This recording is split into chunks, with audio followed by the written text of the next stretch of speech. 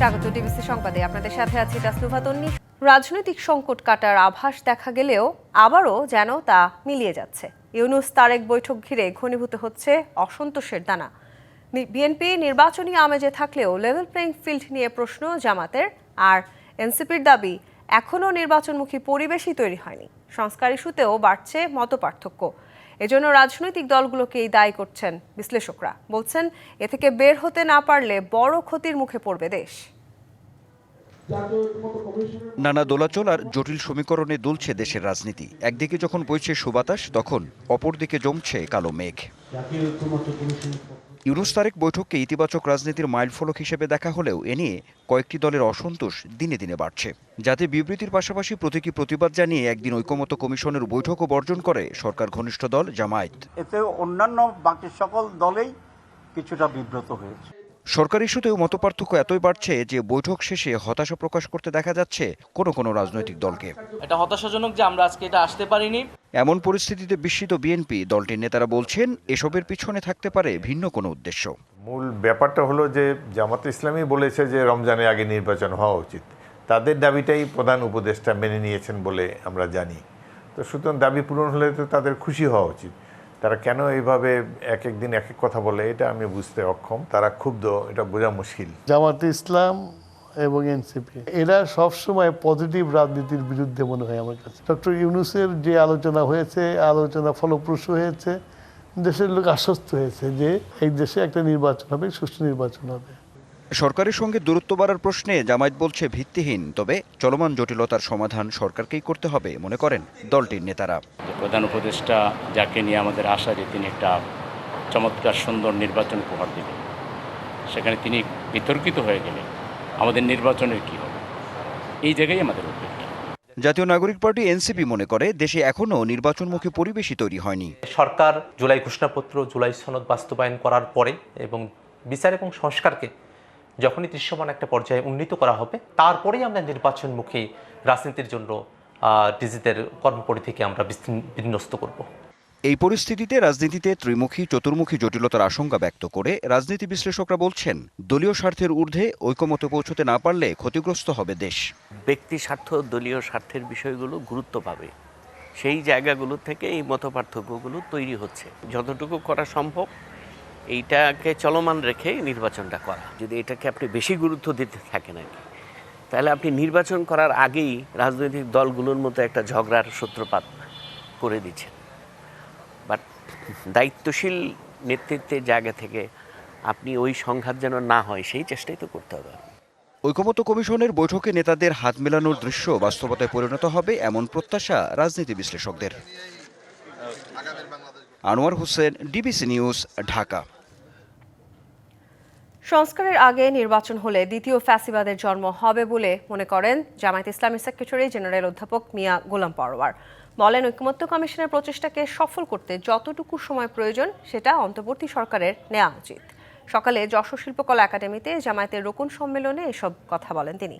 আরও বলেন, বর্তমান সরকারের হাতে নিরপেক্ষ নির্বাচন না হলে জাতির সামনে মহা দুর্যোগ অপেক্ষা করছে।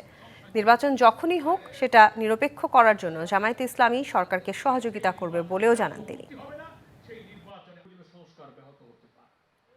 আগামী নির্বাচন নিরপেক্ষ হবে, তা না হলে আপনার হাতের এই নির্বাচন যদি ব্যর্থ হয়ে পড়ে, নিরপেক্ষ না হয়, তাহলে এই জাতির সামনে একটা মহা দুর্যোগ অপেক্ষা করছে। একটা ভুলের পুনরাবৃত্তি যেন দ্বিতীয়বার আর না হয়, নিরপেক্ষতার প্রমাণ সরকারকেই দিতে হবে যেন আপনি নিরপেক্ষ আছেন। ইসি যতই স্বাধীন হোক না কেন, সরকারের সহযোগিতা ছাড়া সুষ্ঠু নির্বাচন সম্ভব নয় বলে মন্তব্য করেছেন প্রধান নির্বাচন কমিশনার এএমএম নাসির উদ্দিন। তিনি বলেন, উপযুক্ত সময় হলেই নির্বাচনের দিনক্ষণ ঘোষণা করা হবে। এ নিয়ে কমিশনের নিজস্ব পরিকল্পনাও রয়েছে। সরকারের সঙ্গে আনুষ্ঠানিক অনানুষ্ঠানিক দুই ধরনের আলোচনাই চলছে। সকালে রাজধানীর নির্বাচন ভবনে নির্বাচনী আইন বিধি সংক্রান্ত প্রশিক্ষণের উদ্বোধনে অংশ নেন প্রধান নির্বাচন কমিশনার। সব প্রস্তুতি শেষ করা সাপেক্ষে 2026 সালের ফেব্রুয়ারিতে রমজান শুরু হওয়ার আগের সপ্তাহেও নির্বাচন আয়োজন করা যেতে পারে। অন্তর্বর্তী সরকারের প্রধান উপদেষ্টা ডক্টর মোহাম্মদ ইউনূসের পক্ষে এমন ঘোষণার পর অনেক রাজনৈতিক দলই নির্বাচনের প্রস্তুতি নিতে দল গোছাচ্ছে। সিদ্ধান্ত আছে যে ঐক্যমতের ভিত্তিতে এবার প্রধান নির্বাচন কমিশনার জানালেন, ভোটের দিনক্ষণ যথাসময়ে জানানো হবে, তবে নির্বাচন আয়োজন সরকারের সহযোগিতা ছাড়া সম্ভব নয়। যতই আপনি স্বাধীন বলেন না কেন ইসিকে, সরকার ছাড়া নির্বাচন করা সম্ভব, কারণ সরকারের সহযোগিতা নিয়েই তো আমাকে নির্বাচনটা করতে হবে। ইলেকশনের ব্যাপারে যদি তারিখের ব্যাপারে যদি বলতে চান, যদি ডেটের ব্যাপারে, এটা আপনারা যথাসময়ে জানতে পারবেন, আমরা যথাসময়ে শিডিউল ঘোষণা করবো, তখন জানতে পারবেন। নির্বাচন নিয়ে নিজেদের পরিকল্পনার কথাও জানান সিইসি। যে কোনো অফিসে তাদের একটা পরিকল্পনা থাকবে না, এত বড় একটা নির্বাচন হবে, আমাদের তো নিজস্ব একটা পরিকল্পনা, এটা আমাদের ব্যবহারের জন্য, not for sharing with everybody, যে আপনারা সবাই জানুন যে আমরা এইভাবে করছি, সেরকম না। এটা আমাদের নিজস্ব, এটা সংশোধনযোগ্য। যদি টাইমলি যদি কোনো কারণে রিসিভ না হয়, 2-4 দিন এদিক ওদিক হতে পারে। একটি অবাধ, সুষ্ঠু ও গ্রহণযোগ্য নির্বাচনের জন্য সরকারের সহযোগিতা অত্যন্ত গুরুত্বপূর্ণ। প্রধান নির্বাচন কমিশনার জানান, এ নিয়ে সরকারের সঙ্গে আনুষ্ঠানিক ও অনানুষ্ঠানিকভাবে আলোচনা চলছে। আপনারা কাজ করতে গিয়ে এমন ইস্যুস আপনাদের সামনে এসছে। মেহের মনি, ডিবিসি নিউজ, ঢাকা। অবৈধ বহিষ্কারাদেশ বাতিল সহ 5 দফা দাবিতে রাজধানীর নতুন বাজারে সড়ক অবরোধ করেছে ইউনাইটেড ইন্টারন্যাশনাল ইউনিভার্সিটির শিক্ষার্থীরা। এতে বন্ধ রয়েছে ওই সড়কের যান চলাচল, ফলে আশেপাশের এলাকায় তীব্র যানজটের সৃষ্টি হয়েছে।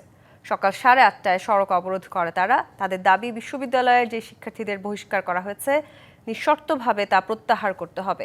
বহিষ্কারের সাথে জড়িত সকল ছাত্র, শিক্ষক, কর্মকর্তা, কর্মচারীদের তদন্তের মাধ্যমে শাস্তির আওতায় আনতে হবে। এদিকে প্রায় 2 ঘন্টা পর আইনশৃঙ্খলা বাহিনী এসে অবরোধ তুলে নেয়ার অনুরোধ করছে। আপত্তি জানান শিক্ষার্থীরা। ঘটনাস্থলে আসে বিশ্ববিদ্যালয় কর্তৃপক্ষ। পরে এক পর্যায়ে পুলিশের সাথে ধস্তাধস্তিতে জড়িয়ে পড়েন শিক্ষার্থীরা। এতে আহত হন কয়েকজন। কয়েক মিনিটের জন্য রাস্তা ছেড়ে দিলেও আবারও বাস থামিয়ে দিয়ে রাস্তায় শুয়ে পড়েন শিক্ষার্থীরা। অনৈতিক ইয়ার জন্য, ক্রাইসিসের জন্য আমরা ভার্সিটিতে আন্দোলন করেছিলাম, কিন্তু ভার্সিটি আমাদেরকে অবৈধভাবে বহিষ্কার করেছে। আমরা তো ন্যায্য একটা দাবি চাইছিলাম যে সেই মেয়েটার কেন বিচার হইতাছে না, এটার জন্যই আমাদেরকে বহিষ্কার করা হয়েছে। আমরা এই বহিষ্কার প্রত্যাহার চাচ্ছি।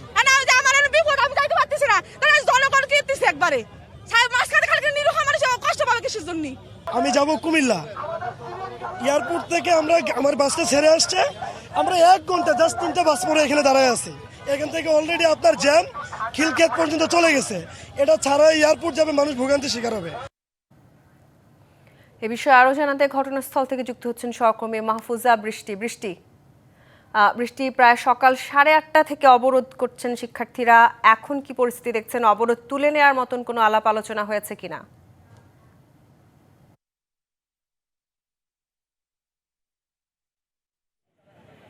আসলে সকাল থেকেই তো অবরোধ চলছে। মানুষের যেমন দুর্ভোগ আছে, শিক্ষার্থীদেরও দুর্ভোগ আছে। তারা নিজেরাও কিন্তু এই কড়া রোদের মধ্যে রাস্তায় বসে রাস্তা আটকিয়ে রেখেছে। তবে এক পাশে রাস্তা ফাঁকা রেখেছে আইনশৃঙ্খলা বাহিনী যারা আছেন, ট্রাফিকের দায়িত্ব পালন করছেন, তারা এক পাশ থেকে গাড়ি ছাড়ছে একটা রাস্তা আটকিয়ে, পরবর্তীতে আবার আরেকটা রাস্তার গাড়ি ছাড়ছে। এভাবে করে কিন্তু জনদুর্ভোগ কমানোর চেষ্টা করছে। তবে যেমনটা দেখাচ্ছিলাম, তাদের উপস্থিতি যদি আমি বলি, এখন পর্যন্ত তারা এখানে আছেন, রাস্তা অবস্থান কর্মসূচি পালন করছেন সাধারণ শিক্ষার্থীরা। তবে ব্লকেট তুলে নেওয়ার মতো কথাবার্তা এখন পর্যন্ত হয়নি, যদিও কিছুক্ষণ আগেও আইনশৃঙ্খলা বাহিনী এসেছিলেন। তবে গায়ে হাত তোলার আগে যদি কথা বলতে আসতো, তাহলে হয়তো কিছুটা সমাধানের কথা চিন্তা করত। সে জায়গায় এই যেহেতু কথা বলেনি, সেটা সম্ভব হচ্ছে না। আমরা যদি একটু কথা বলি একজনের সাথে, একজন এখানে যে আছেন আন্দোলনকারীর সাথে একটু কথা বলতে চাই। আমরা একটু আপনার সাথে কথা বলতে চাই যে আসলে ব্লকেট তুলে নেওয়ার মতো কোনো কর্মসূচি বা কথাবার্তা হয়েছে কিনা এখন পর্যন্ত? না, আমরা এখন পর্যন্ত বহিষ্কার আদেশ না তোলা পর্যন্ত আমরা এখানে অবস্থান করব। বিশ্ববিদ্যালয় কর্তৃপক্ষ তো এসেছিলেন আলোচনা করতে, এসে কি বলেছে এবং আপনারা কি চান?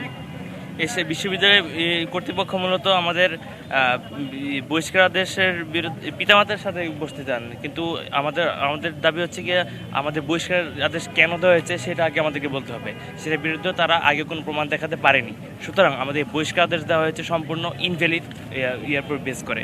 এখন তারা এখান থেকে পদত্যাগ এখান থেকে চলে যাওয়ার সাথে সাথে আমাদের উপর পুলিশ লাঠিচার্জ করে।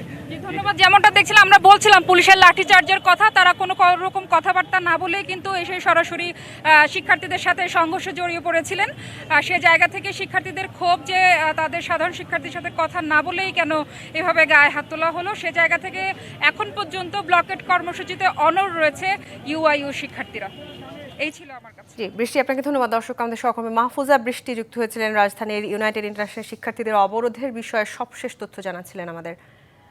1 মাসেরও বেশি সময় ধরে দক্ষিণ সিটি কর্পোরেশনের সব ধরনের নাগরিক সেবা বন্ধ রয়েছে। ইশরাক সমর্থকদের আন্দোলনে নগর ভবনে এখনও ঝুলছে তালা।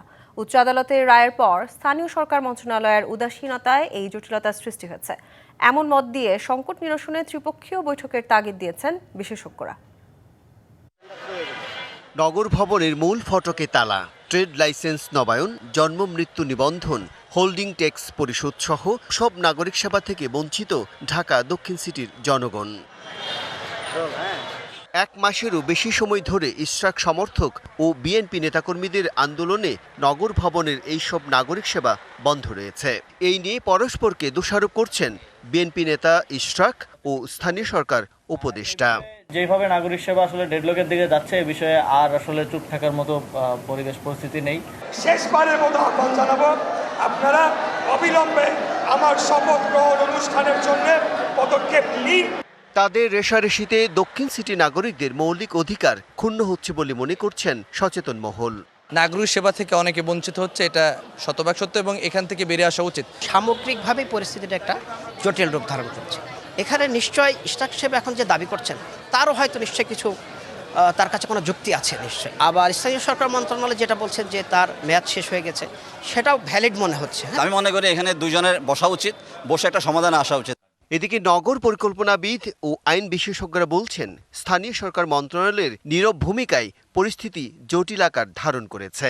এখানে একটা আইনি বিষয় আছে, এখানে আদালতের রায় আছে, আবার এখানে জনগণের প্রত্যাশা আছে। এখন আদালতের রায়, নির্বাচন কমিশনের সিদ্ধান্ত, সেই বিষয়গুলো নিয়ে সরকার এবং নির্বাচন কমিশন ইতিমধ্যে একটা ফয়সালা দেওয়া প্রয়োজন ছিল, সেই ফয়সালাগুলো তো হয়নি। সব মিলিয়ে আসলে যেই আদালতের বিষয়গুলো, সেগুলো সরকার তার মতো করে ফয়সালা করতে পারত। প্রথম হলো সবাইকে একটু আইন অনুযায়ী চলা। ইলেকশন কমিশন তার গেজেটটা বহাল রেখেছে এখনও, তাই গেজেট বহাল থাকলে তো উনি মেয়র, অতএব সেই দায়িত্বটা তাকে কেন দেওয়া হচ্ছে না?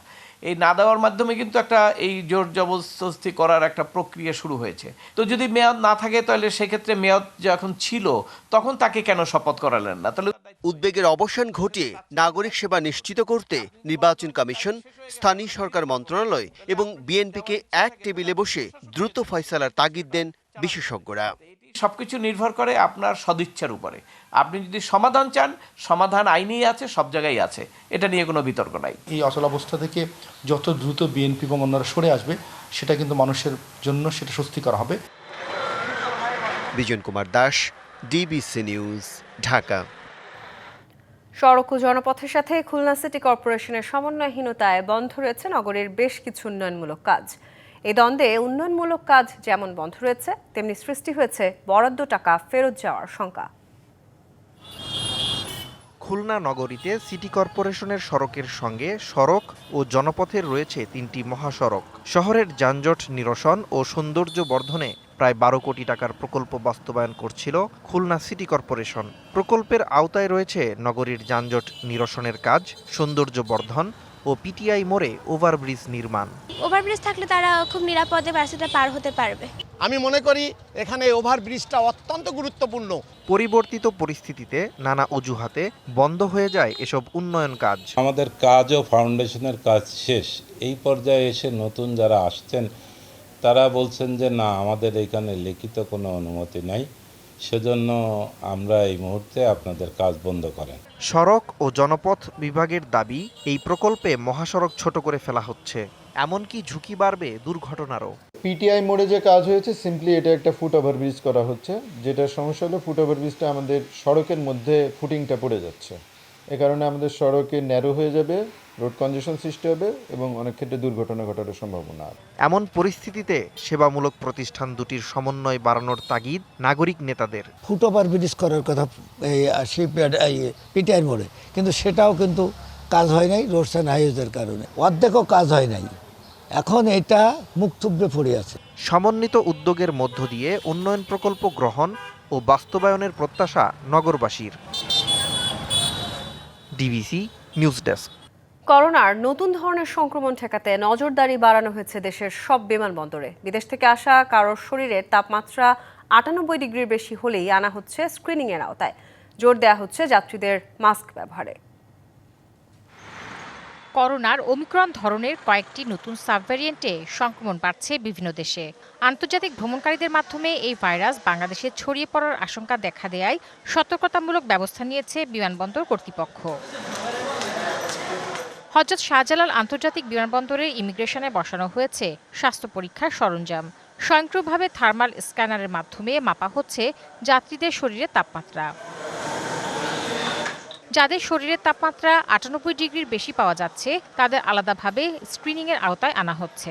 আমরা যত যাত্রী আসছে আমরা সব যাত্রীকেই স্ক্রিনে টেম্পারেচার দেখি। টেম্পারেচার বেশি মনে হয় আমরা তাকে একটু সাইডে নিয়ে এসে আমাদের অবজারভেশন রুম আছে, আমরা নির্দেশনা অনুযায়ী এখানে তাদেরকে নাম্বার দিয়ে দিই আইডিসিআর এর সাথে যোগাযোগ করার জন্য, তারা সেখানে যোগাযোগ করবে। টার্মিনালের স্পর্শকাতর স্থানে যাত্রীদের জন্য মাস্ক ব্যবহার ও রোগ প্রতিরোধে নির্দেশনা প্রচার করা হচ্ছে। বিমানবন্দরে স্বাস্থ্যকর্মীদের জন্য রাখা হয়েছে পর্যাপ্ত মাস্ক ও গ্লাভস। 3 তারিখ থেকে আমরা আমাদের হেলথ স্ক্রিনিংটা শুধুমাত্র ভারত থেকে আগত যাত্রীদের জন্য আমরা চালু করি। 4 জুন আমরা নির্দেশনা পাই স্বাস্থ্য অধিদপ্তরের, আমরা তখন থেকে সকল আগত যাত্রী অর্থাৎ অ্যারাইভিং প্যাসেঞ্জারদের জন্য আমরা হেলথ স্ক্রিনিংটা শুরু করে দিই। এখনও পর্যন্ত আমরা অ্যাকচুয়ালি কোনো সাসপেক্টেড কেস পাইনি। সকল যাত্রীদের থার্মাল স্ক্রিনিংটা চালু আছে এবং আমাদের হেলথ ডেস্ক সমূহে পর্যাপ্ত পরিমাণে মাস্ক, পিপিই এবং অন্যান্য গ্লাভস সরঞ্জাম রেখে দেওয়া আছে। শুধু ঢাকা নয়, চট্টগ্রামের শাহ আমানত এবং সিলেটের ওসমানী আন্তর্জাতিক বিমানবন্দরেও রাখা হয়েছে করোনার সতর্কতামূলক ব্যবস্থা। Tahsina Jessy, DBC news, Dhaka. ফেনীতে বন্যা নিয়ন্ত্রণ বাঁধ ভেঙে প্লাবিত গ্রাম থেকে পানি নামছে। এখনও নিম্নাঞ্চলের কিছু জায়গা প্লাবিত, পানি নামার সাথে সাথে দৃশ্যমান হচ্ছে ক্ষতচিহ্ন। ভোগান্তি লাঘবে টেকসই বাঁধ নির্মাণের দাবি স্থানীয়দের। আর পানি উন্নয়ন বোর্ড বলছে বর্ষা মৌসুমে বাজেট নেই, তবে জানমাল রক্ষার সর্বাত্মক চেষ্টা চলছে। ফেনীর উত্তর বড়ুইয়া গ্রামের বাসিন্দা সুবর্ণা হাজারি বন্যার পানি নেমে যাওয়ায় এখন ঘরবাড়ি পরিষ্কারে ব্যস্ত। বৃহস্পতিবার রাতে ফেনীর মুহুরী নদীর বাঁধের একাংশ ভাঙনে প্লাবিত হয় হাজারির বসতভিটা। একই চিত্র দক্ষিণ বড়ুইয়া, বিজয়পুর, বশিকপুর সহ পার্শ্ববর্তী এলাকাগুলোর নিম্নাঞ্চলও। ক্ষতিগ্রস্ত হয় ফুলগাজী বাজারের দোকানপাটও। তবে গত 2 দিন ভারী বৃষ্টিপাত না হওয়ায় মুহুরী নদীর বাঁধের আর কোথাও নতুন করে ভাঙন দেখা যায়নি। প্লাবিত গ্রামের পানি নিম্নাঞ্চলে নামতে শুরু করেছে। দৃশ্যমান হচ্ছে বন্যা পরবর্তী ক্ষয়ক্ষতির চিত্র। স্থানীয়রা বলছে টেকসই বাঁধ নির্মাণ না করায় প্রতিবারই ভোগান্তিতে পড়তে হচ্ছে। বাড়িতে তো পানি উঠছে একাই, এখন তো কমছে, এখানে আরো আছে। বান টান এগুলো বেরোবেন, এগুলো ঠিকঠাক না করলে তো আমরা সবসময় লস। মেরামত করব, পানিটা আমাদের বাড়িতে আর উঠতো না, জ্বালা শান্তি বয়াতে হইব। বাঁধ ভাঙছে, ভাঙার পরে এখন পানি নামে ওটা শেষ, কিন্তু আমরাও শেষ। এই ব্যাপারে পানি উন্নয়ন বোর্ড বলছে বর্ষা মৌসুমে বাজেট নেই, তবে বাঁধের ঝুঁকিপূর্ণ স্থানগুলো মেরামতের ব্যবস্থা নেওয়া হয়েছে। বর্ষা মৌসুমে তো আমাদের বাজেট নেই, আমরা এখন যেখানে ভেঙে যাচ্ছে সেখানে মানুষের জন্য দুর্ভোগ লাঘব করার জন্য বাড়িঘর জানমাল রক্ষা করার যতটুকু আমরা সর্বাত্মক চেষ্টা করে যাচ্ছি। মৎস্য বিভাগ, কৃষি বিভাগ কর্তৃক বন্যা পরবর্তী ক্ষয়ক্ষতি নিরূপণের জন্য জরিপ চলছে। DBC news desk. ভারতের সিকিমে টানা বৃষ্টিপাতে লালমনিরহাটের তিস্তা নদীতে পানি বেড়েছে। শুক্রবার বিকেলে তিস্তা ব্যারাজের ডালিয়া পয়েন্টে নদীর পানি বিপদসীমার 20 সেন্টিমিটার নিচ দিয়ে প্রবাহিত হয়, তবে সকালে তা কমে 55 সেন্টিমিটার নিচ দিয়ে প্রবাহিত হয়। ভারতে অব্যাহত বৃষ্টিপাতে বাড়তে থাকে তিস্তার পানি। পানি উন্নয়ন বোর্ড বলছে হঠাৎ করে পানি কিছুটা বেড়ে যাওয়ায় উৎপাদিত ফসলের ক্ষতি হচ্ছে। ব্যারাজ কর্তৃপক্ষ জানায় পানি বৃদ্ধির ফলে ব্যারাজের 44টি জল কপাটের সবগুলো খুলে রাখা হয়। বৃষ্টিপাতের কারণে এই পানি বৃদ্ধি পেয়েছে। আপাতত তিস্তায় এখনও বন্যা হওয়ার আশঙ্কা নেই। নানা সংকটে ধুঁকছে স্থলপথে ত্রিদেশীয় আমদানি রপ্তানির বন্দর বুড়িমারি। নেই প্রয়োজনীয় অবকাঠামো, হয়নি 4 লেন মহাসড়ক। এতে স্থলবন্দরটি থেকে মুখ ফিরিয়ে নিচ্ছেন ব্যবসায়ীরা। কমছে সরকারের রাজস্ব আদায়, ক্ষতির মুখে স্থানীয় ব্যবসায়ীরা। দেশের দ্বিতীয় বৃহত্তম স্থলবন্দর লালমনিরহাটের বুড়িমারি। প্রতিবেশী ভারত ও ভুটানের সাথে দেশের আমদানি রপ্তানি বাণিজ্য চলে এ পথ দিয়ে। দেশের অর্থনীতিতে বড় অবদান রাখলেও বন্দরটিতে পড়েনি আধুনিকতা ও উন্নয়নের ছাপ। রয়েছে ইয়ার্ডে স্থান সংকট, ওজন পরিমাপক যন্ত্র স্বল্পতা, মালামাল পরিবহনে রেলওয়ের ওয়াগন না পাওয়া সহ নানা অভিযোগ।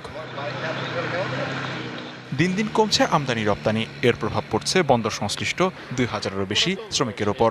16 আনা আছে, 12 আনায় কমে গেছে। 2200 শ্রমিক এখানে কি খেয়ে বাঁচবো? ব্যবসা বাণিজ্য কমে যাওয়াতে আমাদের কাজ কামাই খুবই কম হয়ে গেছে। রেগুলার বিদ্যুৎ যাওয়া আসা করে, আর হচ্ছে যে আমাদের এখানে জেনারেটর ব্যবস্থা থাকা অবস্থায়ও আমরা অনেক সময় ইন্টারনেট ব্যবস্থাটা সঠিকভাবে সাপোর্ট হয় না, তাহলে সেক্ষেত্রে আমাদের কাজকর্ম ব্যাহত হয়। ব্যবসায়ীরা বলছেন 2 লেনের লালমনিরহাট বুড়িমারি সড়কই বন্দরটির প্রধান সমস্যা। আমাদের শ্রমিকরা অবহেলিত, আমরা নিজেরা অবহেলিত এই রাস্তার কারণে। এই জন্য আমাদের রাস্তাটা 4 লেন দ্রুত হইতে হবে। এখানকার সার্বিক অবস্থা বর্তমানে খুবই খারাপ এই রাস্তার কারণে। এখানে কোনো পার্টি আসতেছে না, আমরা মাল নিয়ে আসি স্তূপ করে রাখছি। সরকার এখানে কোটি কোটি টাকার রাজস্ব ইনকাম করে নিচ্ছে, নেওয়ার পরও আমাদের স্থলবন্দর আজ পর্যন্ত কোনো ডেভেলপ হচ্ছে না। ব্যবসা বাণিজ্যের কথা বিবেচনা করে মহাসড়কটি 4 লেনে উন্নীত করার উদ্যোগ নেওয়ার কথা জানান কর্তৃপক্ষ। মাননীয় উপদেষ্টা মহোদয়ের সাথে কথা বলেছি, সেখানে স্যার নির্দেশনা দিয়েছেন যাতে এই রাস্তাটা খুব তাড়াতাড়ি 4 লেন হয় এবং যেই বাঁকা আছে এটা সরলীকরণ প্রজেক্ট বলে, সরলীকরণ প্রজেক্টের অলরেডি ইনক্লুড হয়েছে এবং ফিজিবিলিটি স্টাডি করার জন্য আমাদের এখানে চিঠি এসেছে। অবকাঠামো ও যোগাযোগ সমস্যার সমাধান করে বন্দরটি পুরোপুরি সচল করা হলে সরকারের রাজস্ব বৃদ্ধির পাশাপাশি বহু মানুষের আর্থসামাজিক অবস্থার উন্নতি হবে, এমনটাই মনে করেন বন্দর সংশ্লিষ্টরা। DBC news desk. Dhaka medical কলেজের নিরাপদ ক্যাম্পাস ও আবাসনের দাবিতে অবস্থান কর্মসূচি পালন করেছেন শিক্ষার্থীরা। সকালে মেডিকেল কলেজের মিলন চত্বরের সামনে এ কর্মসূচিতে কলেজের বিভিন্ন ব্যাচের শিক্ষার্থীরা অংশ নেন। এ সময় শিক্ষার্থীরা অভিযোগ করেন, একাডেমিক ভবনের পলেস্তারা খসে পড়লেও কর্তৃপক্ষ গুরুত্ব দিচ্ছে না। ডাক্তার ফজলে রাব্বি হল সহ 2টি হল ব্যবহার অনুপযোগী, ছাত্রী হলেরও সিলিং খসে পড়ছে, যে কোনো মুহূর্তে হল ধসে হতাহতের ঘটনা ঘটতে পারে। এমন অবস্থায় আবাসন সংকট সমাধান না হওয়া পর্যন্ত শিক্ষার্থীরা ক্লাসে ফিরে যাবে না বলেও আন্দোলনকারী শিক্ষার্থীরা জানান। অবিলম্বে বাজেটে আবাসনে পর্যাপ্ত অর্থ বরাদ্দ করে আবাসনের সংকট নিরসনের আহ্বান জানান তারা। দাবি পূরণ না হওয়া পর্যন্ত ঢাকা মেডিকেল কলেজের এই আন্দোলন কর্মসূচি চলবে জানালেও আজকের মতো কর্মসূচি পালন শেষ করা হয়েছে। বাংলাদেশের এত বড় ফ্যাশন ফটোগ্রাফার, এত বড় স্টাইলিশ একজন মানুষ ছিলেন যে বাংলাদেশের ফটোগ্রাফি নিয়ে সারাক্ষণ চিন্তাই করতেন। আমাদের আলোকচিত্রী সমাজের একজন পুরোধা ছিলেন, নক্ষত্রকে হারাইয়া ফেললাম।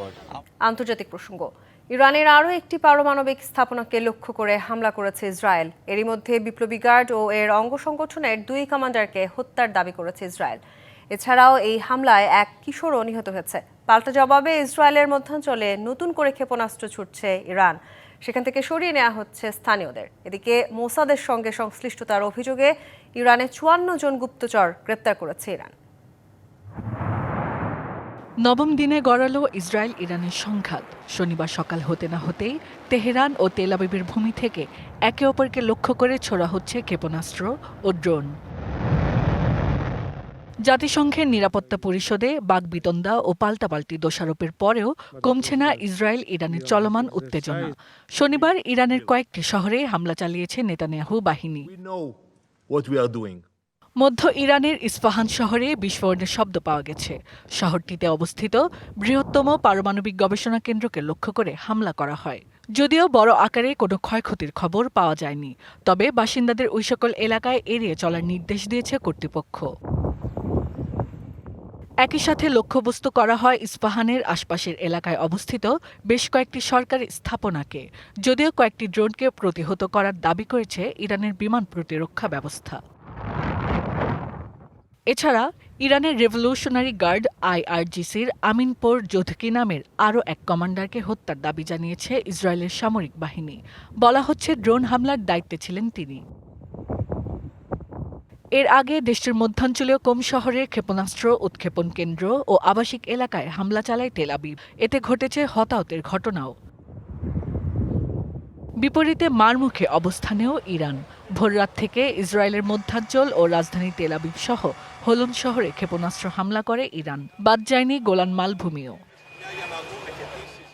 এদিকে ইরানের দক্ষিণ পশ্চিমাঞ্চলীয় খুজিস্তান প্রদেশে ইসরায়েলি গোয়েন্দা সংস্থা মোসাদের সঙ্গে সম্পৃক্ততার অভিযোগে গ্রেপ্তার করা হয়েছে অর্ধশত ব্যক্তিকে।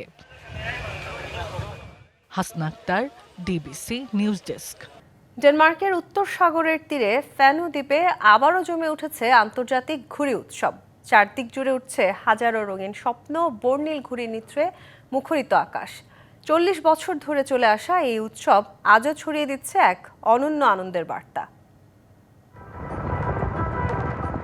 প্রতি বছর বিশ্বের নানা প্রান্ত থেকে ঘুড়ি প্রেমীরা ডেনমার্কের উত্তর সাগরের উপকূলীয় ফ্যানো দ্বীপে এসে জড়ো হন।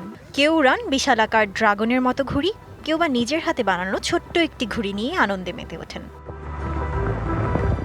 1985 সালে যাত্রা শুরু করা এই উৎসবটি সময়ের পরিক্রমায় পরিণত হয়েছে বিশ্বের অন্যতম বৃহৎ ঘুড়ি মিলন মেলায়। প্রতি বছর জুন মাসে এখানে জড়ো হন হাজারো ঘুড়ি প্রেমী।